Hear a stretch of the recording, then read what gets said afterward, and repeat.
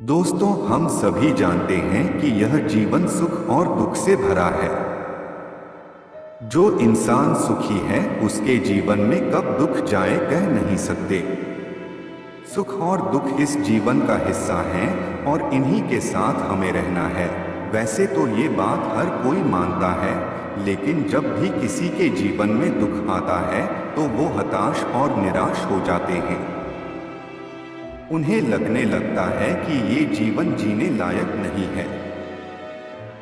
दुख की घड़ी में इंसान खुद को हारा हुआ समझने लगता है और भूल जाता है सुख जैसी भी कुछ चीज होती है।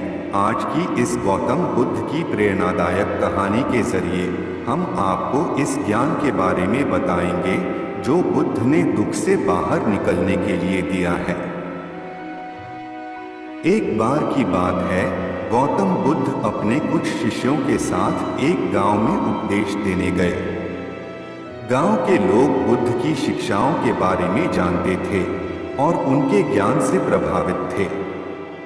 उनके उपदेशों को सुनने के लिए आसपास के सभी गांव के लोग आए। किसी गांव से एक दिन एक बूढ़ी महिला बुद्ध के पास आई और उन्हें देखते ही उसकी आंखों में आंसू आ गए। रोते रोते बूढ़ी महिला बुद्ध से बोली, भगवान, मेरा इकलौता बेटा मर गया है। उसके बिना मेरे जीवन में सिर्फ अंधकार है। इस दुख की घड़ी से मैं खुद को बाहर नहीं निकाल पा रही हूँ। कृपया मुझे कोई उपाय बताएं जिससे मेरा दुख दूर हो सके।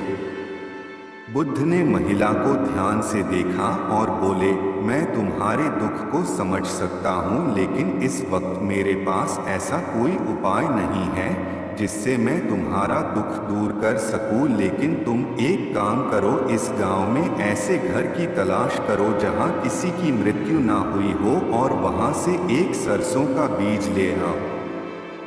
तुम्हारे वापस आने तक मैं तुम्हारे दुख को दूर करने का उपाय ढूंढ लूंगा।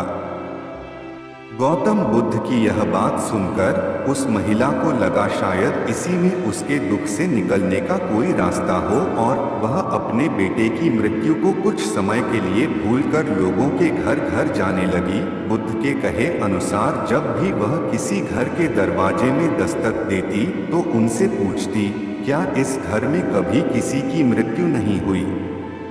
लेकिन हर घर से उसे सिर्फ एक ही जवाब मिलता, हमने भी कभी ना कभी अपने किसी प्रियजन को खोया है। वह महिला पूरे गांव में घूमी, लेकिन उसे ऐसा कोई भी घर नहीं मिला जहां किसी की मृत्यु ना हुई। अंत में निराश होकर वह गौतम बुद्ध के पास वापस आ गई। रोते हुए उस महिला ने गौतम बुद्ध से कहा, भगवान, इस गांव में मैं ऐसा कोई भी घर ढूंढ नहीं पाई जहां किसी की मृत्यु न हुई हो। बुद्ध ने उस महिला को करुणा भरी आंखों से देखा और बोले, यही तो इस जीवन की सच्चाई है। इस संसार में जन्म लेने वाले हर व्यक्ति को मृत्यु का सामना करना पड़ता है। कोई इससे बच नहीं सकता। जो आया है उसे एक दिन जाना ही होगा।